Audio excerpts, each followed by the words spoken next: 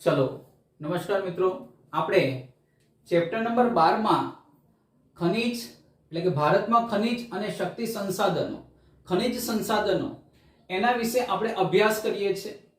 ગયા લેક્ચરની અંદર આપણે ખનિજનો અર્થ ભણ્યા હતા। પ્રસ્તર ખડક, અગ્નિકૃત ખડક જેને આગ્નેયકૃત ખડક પણ કહેવાય અને રૂપાંતરિત ખડકો વિશે અભ્યાસ કર્યો। આ ઉપરાંત ખનિજોનું વર્ગીકરણ ભણ્યા હતા, જેમ કે એમાં મહત્વના પ્રશ્નોત્તરી હતો કે હીરા છે એ આપણને કેવા ખડકોમાંથી મળે છે, તો રૂપાંતરિત ખડકોમાંથી, અને હીરા એ અધાતુમય ખનિજ છે। આવા પ્રશ્નોત્તરીનો અભ્યાસ કર્યો તો સાથે સાથે લોખંડ વિશે આપણે માહિતી મેળવેલી છે કે વિશ્વમાં એક સૌથી મહત્વની ખનિજ તરીકે લોખંડ ઉપયોગી બને છે। લોખંડની કાચી ધાતુને લોહ અયસ્ક કહે છે। ત્યાર પછી તાંબા વિશે આપણે અભ્યાસ કરેલો। માનવ વપરાશમાં આવનારી સૌપ્રથમ ખનિજ હોય તો તે તાંબુ છે। ત્યાર પછી બાળકો તાંબાની એક વિશેષતા હતી કે તાંબાને કલાઈ સાથે ભેળવતા કાંસુ મળે છે અને તાંબાને જસત સાથે ભેળવતા પિત્તળ મળે છે અને તાંબુ એ વિદ્યુતનું સુવાહક છે, એના ગુણધર્મો છે। પછી ઉપયોગો વિશે માહિતી મેળવેલી। ત્યાર પછી બોક્સાઇટ વિશે અભ્યાસ કર્યો તો બોક્સાઇટ વજનમાં હલકી, મજબૂત, ટકાઉ, કાટ, અવરોધક, વિદ્યુતનું સુવાહક અને ટીપી શકાય એવી ખનિજ છે। બોક્સાઇટ એ એલ્યુમિનિયમ માટેની સૌથી મહત્વની કાચી ખનિજ તરીકે ઉપયોગી બને છે। 1821 ની અંદર સૌપ્રથમ ફ્રાન્સના લેબોક્સમાંથી આપણને આ ખનિજ પ્રાપ્ત થઈ હોવાથી એને બોક્સાઇટ તરીકે ઓળખાય છે। હવે આગળ જઈએ તો આગળનો સવાલ છે અભ્રક। તો અભ્રક વિશે માહિતી આપો તો એમાં બાળકો પહેલો જ અતિ મહત્વનો સવાલ અને તમને પરીક્ષામાં પણ પૂછાઈ ગયો છે કે વિશ્વમાં અભ્રકના ઉત્પાદનમાં કયો દેશ અગ્રેસર છે, પ્રથમ સ્થાન ધરાવે છે? તો અભ્રકના ઉત્પાદનમાં ભારત એ વિશ્વમાં પ્રથમ સ્થાન ધરાવે છે। અભ્રકના ગુણધર્મો જોઈએ તો અગ્નિરોધક છે અને વિદ્યુતનું અવાહક છે। આપણે તાંબા વિશે માહિતી મેળવી તો તાંબુ અને સાથે સાથે બાળકો એલ્યુમિનિયમ આ બંને એ વિદ્યુતનો સુવાહક છે, પણ અભ્રક એક એવી ખનિજ છે કે જે વિદ્યુતનો અવાહક હોવાથી એનો ઉપયોગ વિદ્યુત મોટરની બનાવટમાં, ડાયનેમો કે જેના દ્વારા ડાયનેમો એટલે બાળકો પાવર સપ્લાયનું સાધન, ડાયનેમો, રેડિયો, ટેલિફોન, મોટર ગાડી, હવાઈ જહાજ એવા સાધનોની બનાવટમાં અભ્રકનો વિશેષ ઉપયોગ થાય છે। ભારતમાં અભ્રક આપણને ક્યાંથી પ્રાપ્ત થાય છે? તો ભારતમાં બિહાર, ઝારખંડ, આંધ્રપ્રદેશ, રાજસ્થાન જેવા રાજ્યોમાંથી, આ સિવાય પણ આપણને બીજા અન્ય રાજ્યોમાંથી અભ્રક પ્રાપ્ત થાય છે। ભારતમાં જે આપણને અભ્રક પ્રાપ્ત થાય છે, આપણે એક સવાલ મહત્વનો રહેશે બહેનો અને ભાઈઓ કે ભારતમાંથી જે અભ્રક પ્રાપ્ત થાય છે એ કેવું અભ્રક છે? તો મસ્કોવાઇટ। સવાલ તમને એવો પૂછી શકાય કે ભારતમાંથી જે પ્રાપ્ત થતો અભ્રક છે એ નીચેનામાંથી કયા પ્રકારનો અભ્રક ધરાવે છે? તો મસ્કોવાઇટ, જેને રંગવિહીન કહેવાય। શું કહેવાય? રંગવિહીન। ભારતમાંથી કયા પ્રકારનો અભ્રક પ્રાપ્ત થાય છે? તો જવાબ શું આવશે? મસ્કોવાઇટ અથવા રંગવિહીન આવો શબ્દ આપી શકે છે। ત્યાર પછી સીસુ। તો બાળકો સીસુ પણ તમને પરીક્ષામાં પૂછાઈ ગયો છે અને સવાલ આવો પૂછાયેલો, સીસાની કાચી ખનિજને શું કહેવાય? સીસાની ધાતુ ખનિજને શું કહેવાય? તો ગેલેના। શું કહેવાય? ગેલેના। બાળકો ફરી એક વખત, સીસાની ધાતુ ખનિજને શું કહેવાય? તો ગેલેના। તે મુલાયમ અને વજનમાં ભારે હોય છે, આ એક એની વિશેષતા છે, આ એનો ગુણધર્મ છે। આમ જોઈએ ને તો બાળકો આ કોન્ટ્રાસ્ટ પહેલી વખત આવું બને, કારણ કે મુલાયમ હોય અને વજનમાં ભારે હોય, પણ આ ખનિજમાં એ જોવા મળે। દરઅસલ બાળકો આવું પોસિબિલિટી બહુ ઓછું બનતું હોય કે મુલાયમ હોય વજનમાં ભારે હોય, પણ સીસામાં આ બાળકો ગુણ રહેલો છે, આ એનો ગુણધર્મ છે, આ એની વિશેષતા છે કે એ મુલાયમ છે પણ વજનમાં કેવી છે? ભારે છે। તેનો ઉપયોગ મિશ્ર ધાતુ બનાવવામાં, વીજળીના તાર, રંગ, શસ્ત્રો, કાચ, રબર તથા સ્ટોરેજ બેટરીની બનાવટમાં તેનો ઉપયોગ થાય છે। બાળકો સીસુ એ સૌથી વધારે છે ને મિશ્ર ધાતુ રૂપે વપરાય છે। જો આપણે છે ને ખનિજોનું વર્ગીકરણ ભણ્યા. ખનિજોના વર્ગીકરણ ભણ્યા ને તો ખનિજોના વર્ગીકરણમાં એક આવો ટોપિક આવતો હતો, મિશ્ર ધાતુ રૂપે વપરાતી ખનિજો. તો મિશ્ર ધાતુ રૂપે વપરાતી ખનિજોમાં આપણે આવું લખ્યું હતું, મિશ્ર ધાતુ નહીં, સામાન્ય ઉપયોગમાં લેવાતી ખનિજો. તો બાળકો એમાં એવું લખ્યું હતું સીતા નિકલોજ, સામાન્ય ઉપયોગમાં લેવાતી ખનિજો. તો સામાન્ય ઉપયોગમાં લેવાતી ખનિજોમાં આપણે એવું ભણ્યા હતા સીતા નિકલોજ એટલે કે સીસુ, તાંબુ, નિકલ, કલાઈ, લોખંડ અને જસત. અને એટલા માટે બાળકો સામાન્ય રીતે એનો મિશ્ર ધાતુ રૂપે પણ, મિશ્ર ખનિજ રૂપે પણ એનો વિશેષ ઉપયોગ થાય છે. આ ઉપરાંત વીજળીના તાર છે, રંગ છે, રંગની બનાવટમાં, શસ્ત્રોની બનાવટમાં, કાચ, રબર અને સ્ટોરેજ પેટર્નની બનાવટમાં તેનો ઉપયોગ થાય છે. ભારતમાંથી આપણને રાજસ્થાન, આંધ્રપ્રદેશ અને તમિલનાડુમાંથી પ્રાપ્ત થાય છે. બાળકો સીસુ વિશે એક હજી મહત્વનો મુદ્દો એવો છે કે સીસાનું ઉત્પાદન આપણા દેશની અંદર પુષ્કળ પ્રમાણમાં થાય છે. જો ચોપડીમાં બાળકો આ રીતના તમને આપ્યું છે કે સીસુ આપણા દેશમાં પુષ્કળ પ્રમાણમાં ઉત્પાદન થાય છે, તેમ છતાં આપણા માટે જે આપણી જે જરૂરિયાત છે એ જરૂરિયાત મુજબ આપણે એટલું ઉત્પાદન નથી થતું અને એટલા માટે સીસુની પૂરતી જરૂરિયાત પૂરી કરવાના હેતુસર આપણે વિદેશમાંથી એની શું કરીએ છીએ, આયાત કરીએ છીએ. ત્યાર પછી ચૂનાનો પથ્થર. ચૂનાના પથ્થરનો મુખ્ય ઉપયોગ શેનામાં થાય? તો સિમેન્ટની બનાવટમાં. આ યાદ રાખજો કારણ કે આવા સવાલ પૂછાય છે તમને. ફોર એક્ઝામ્પલ તમને એવો સવાલ પૂછાય કે બોક્સાઇટનો સૌથી વિશેષ ઉપયોગ શેમાં થાય? તો એલ્યુમિનિયમની બનાવટમાં. એવી જ રીતના ચૂનાનો પથ્થરનો સૌથી વધારે ઉપયોગ ક્યાં થાય? તો સિમેન્ટની બનાવટમાં. ઉપરાંત લોખંડ ગાળવા માટે. તો લોખંડના મુદ્દામાં આપણે આ ટોપિક ભણ્યા છે. શું? તો લોખંડની જે કાચી ધાતુ હોય, આ લોખંડની કાચી ધાતુને આપણે લોહ અયસ્ક કહીએ છીએ અને આ લોખંડની કાચી ધાતુને કોક અને ચૂનાના મિશ્રણ સાથે ભઠ્ઠીમાં ગરમ કરતા આપણને ઢાળનું લોખંડ પ્રાપ્ત થાય છે અને આ ઢાળના લોખંડમાંથી કાર્બન તત્વ દૂર કરતા આપણને ઘડતર લોખંડ પ્રાપ્ત થાય છે. એમાં આ ટોપિક આવી ગયો છે કે લોખંડ ગાળવા માટે કોક અને ચૂનાના મિશ્રણ સાથે ભઠ્ઠીમાં ગરમ કરવામાં આવે છે. એટલે ચૂનાના પથ્થરનો ઉપયોગ એમાં થાય છે, ચૂનાનો ઉપયોગ થાય છે.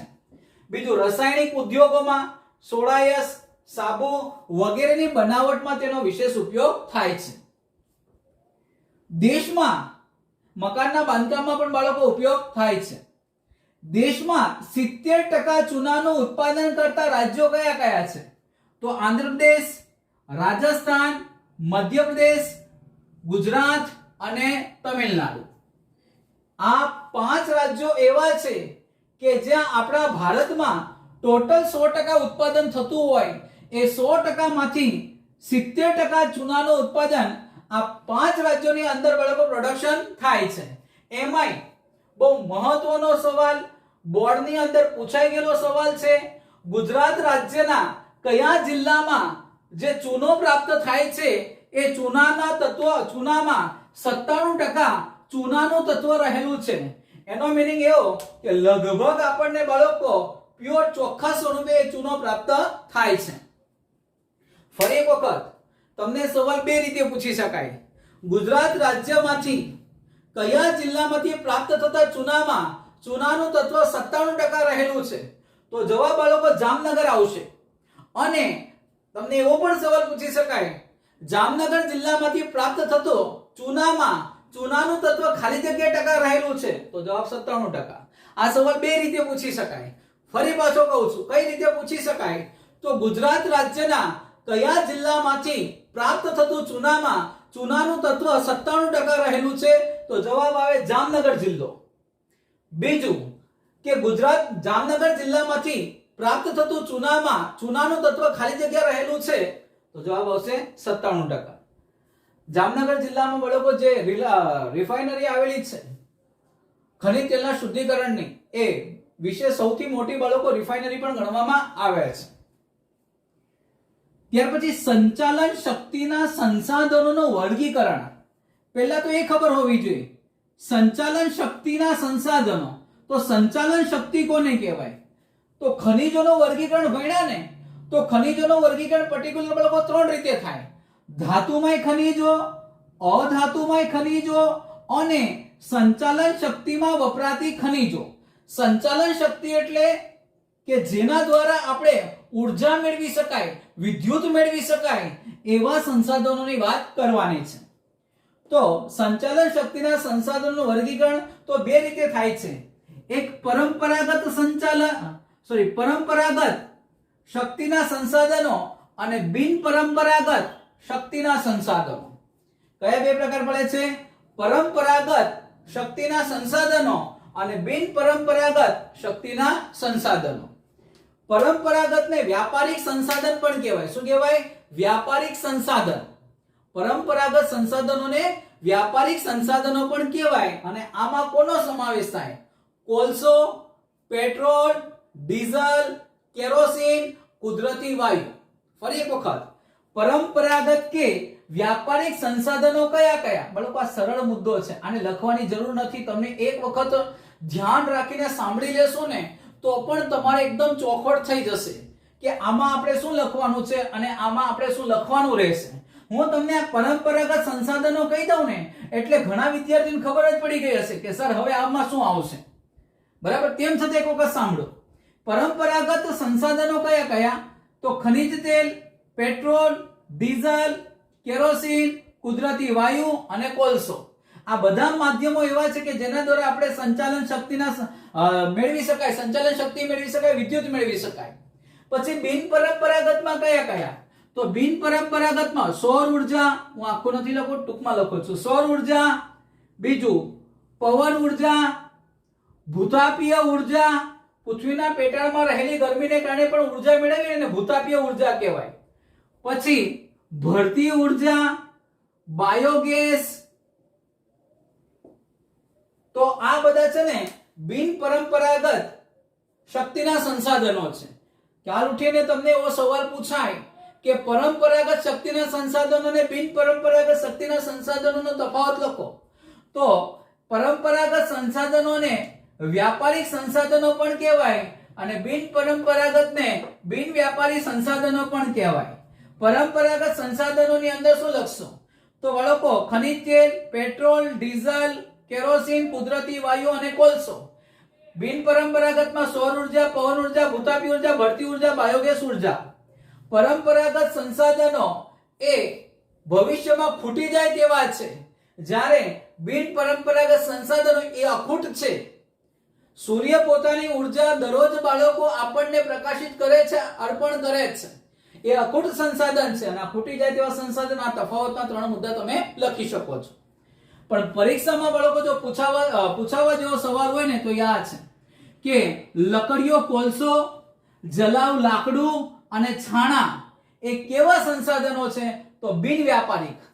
જો આ સવાલ તમને પરીક્ષામાં પૂછી શકાય, લકડીઓ, કોલસો, જલાવ લાકડું અને છાણા એ કેવા સંસાધનો છે? તો બિનવ્યાપારિક. ફરી એક વખત કહું છું, આજનો સૌથી મહત્વનો સવાલ.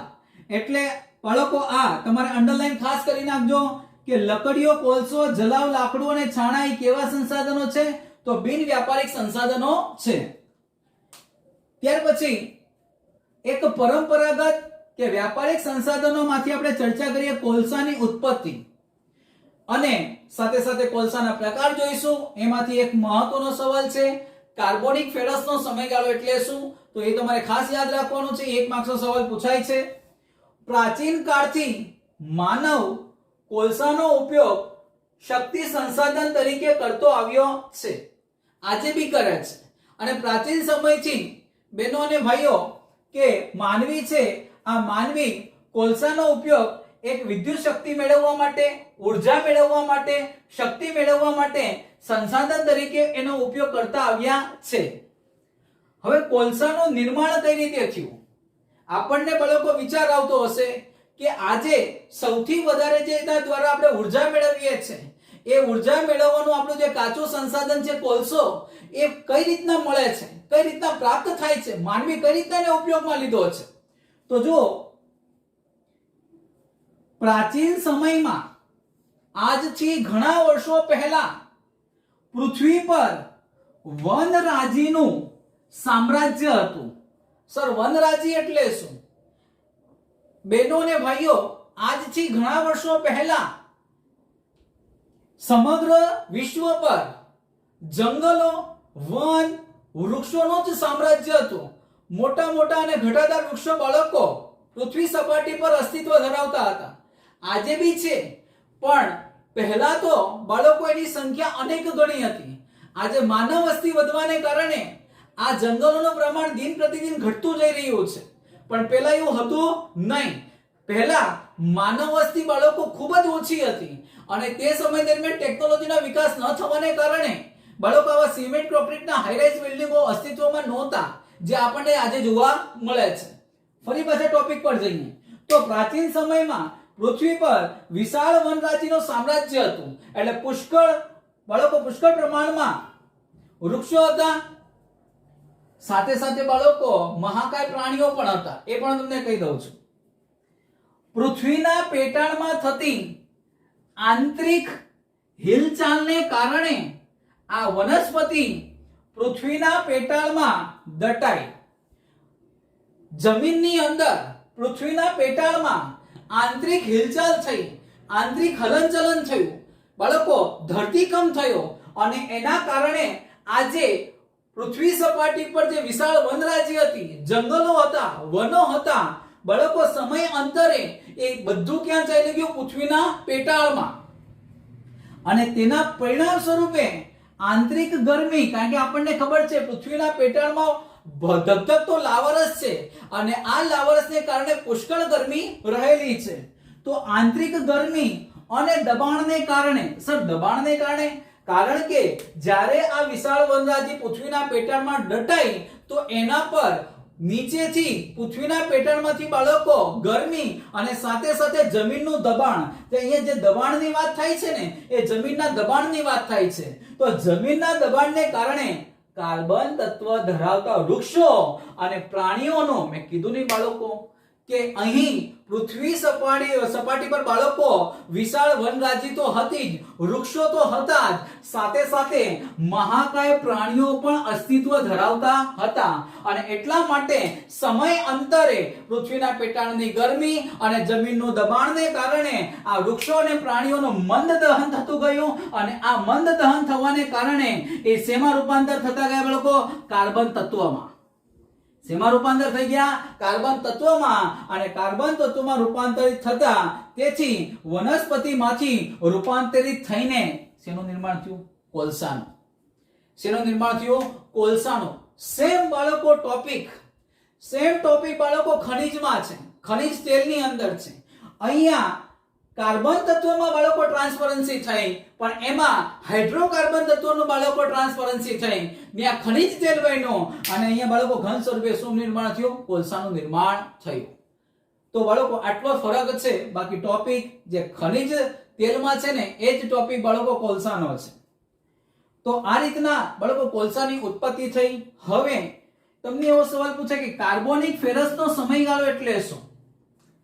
બરાબર, એક માર્ક્સનો સવાલ પૂછે કે કાર્બોનિક ફેરસનો સમયગાળો એટલે શું? તો લખવાની બાળકો લખજો એ રીતના કે આજથી 25 કરોડ વર્ષ પહેલા, આંકડો યાદ રાખજો, 30 કે 20 નહીં લખતા, આજથી 25 કરોડ વર્ષ પહેલા, કરોડો જ લખજો, હજાર કે લાખ નહીં લખતા, આજથી 25 કરોડ વર્ષ પહેલા વનસ્પતિનું મંદ દહન થતું ગયું અને એ પરિણામ સ્વરૂપે તેનું કાર્બન તત્વમાં રૂપાંતર થતું ગયું અને આ કાર્બન તત્વમાં જે રૂપાંતર થયું જેના કારણે કોલસાનું નિર્માણ થયું. આ સમયકાળને કાર્બોનિક ફેરસનો તબક્કો કહે છે, કાર્બનિક ફેરસનો સમયગાળો કહે છે.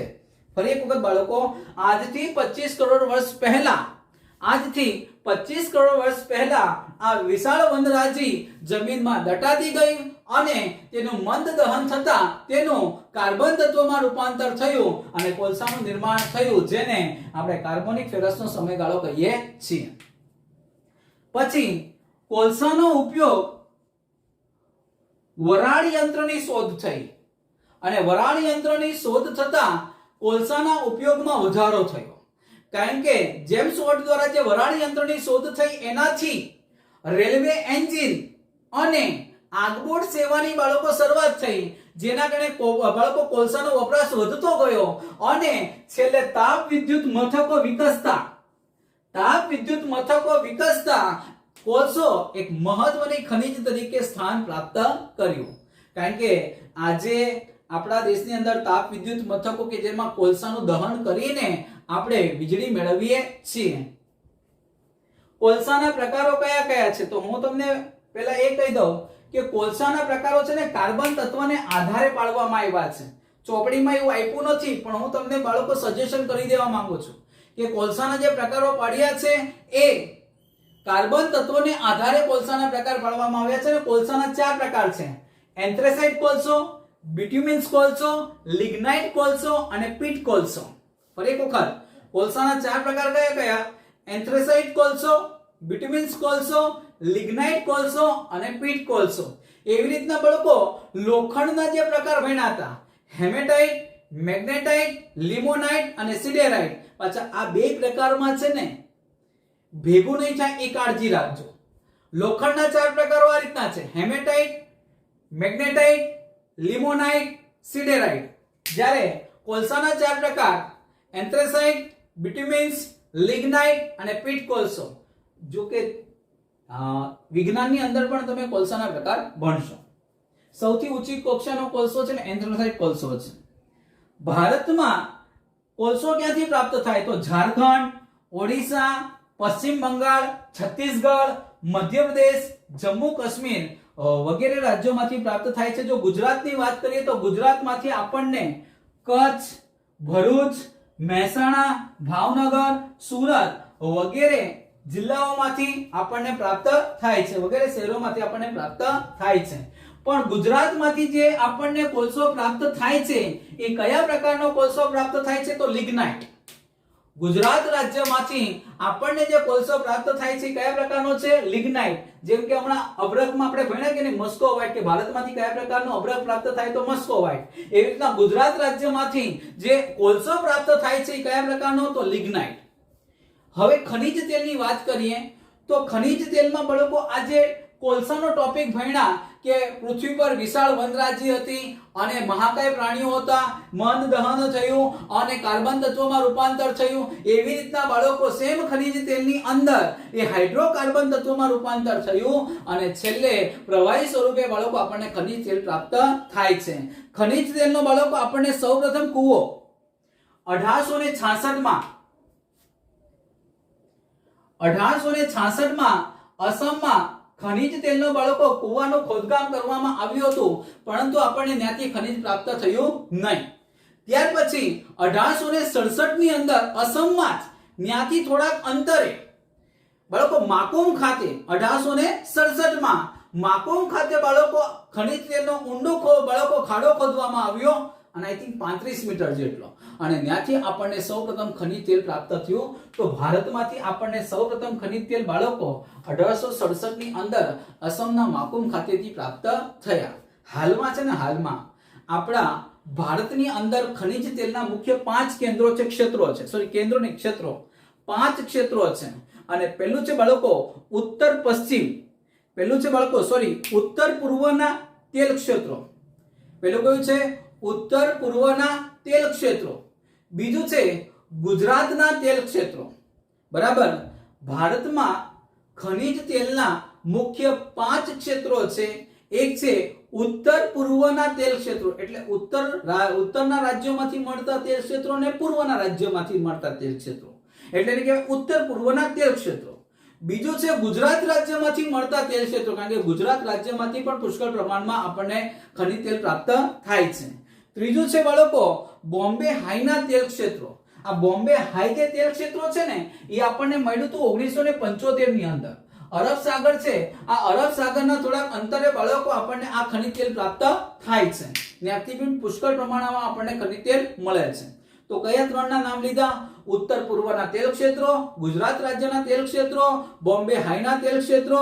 એક ચોથું છે બાળકો પૂર્વ કિનારાના તેલ ક્ષેત્રો. કયા? પૂર્વ કિનારાના તેલ ક્ષેત્રો. અને પાંચમું છે રાજસ્થાનના તેલ ક્ષેત્રો. તો આ 5 ક્ષેત્રો છે એ યાદ રાખજો. વર્તમાન સમયમાં ખનિજ તેલની બાળકો વધતી તંગીને અનુસંધાનમાં કદાચ આ પ્રશ્ન તમને પરીક્ષામાં પૂછી શકાય કે ભારતમાં તેલ ક્ષેત્રો કેટલા ભાગમાં વહેંચેલા છે? તો 5. ઉત્તર પૂર્વના તેલ ક્ષેત્રો, ગુજરાતના તેલ ક્ષેત્રો, બોમ્બે હાઈના તેલ ક્ષેત્રો, બાળકો પૂર્વ કિનારાના તેલ ક્ષેત્રો અને છેલ્લે રાજસ્થાનના તેલ ક્ષેત્રો. ગુજરાતમાંથી પણ બાળકો અનેક જગ્યાએથી આપણને અંકલેશ્વર છે, બરાબર, એવી અલગ અલગ ઘણી જગ્યાએથી આપણને તેલ ક્ષેત્ર પ્રાપ્ત થાય છે. તો બાળકો આજે કોલસો, ખનિજ તેલ એવા મહત્વના ટોપિકોનો અભ્યાસ કર્યો. સાથે સાથે બાળકો અમુક બાબતો છે ને જે આંકડાકીય માહિતી હોય, જેમ કે 25 કરોડ વર્ષ પહેલાનો જે સમયગાળો કાર્બનિક ફેરસનો છે, આ ટોપિકો પર વધારે ફોકસ કરજો, કારણ કે આ ચેપ્ટરની અંદર એવા પ્રશ્નોત્તરી પણ પરીક્ષાની અંદર પૂછાય છે અને સાથે સાથે 2 માર્ક્સના સવાલ તો ખરા જ. રહી વાત બાળકો હોમવર્કની, તો એક વખત તમારે પાકી નોટબુકમાં લખવાનું રહેશે. ઓકે.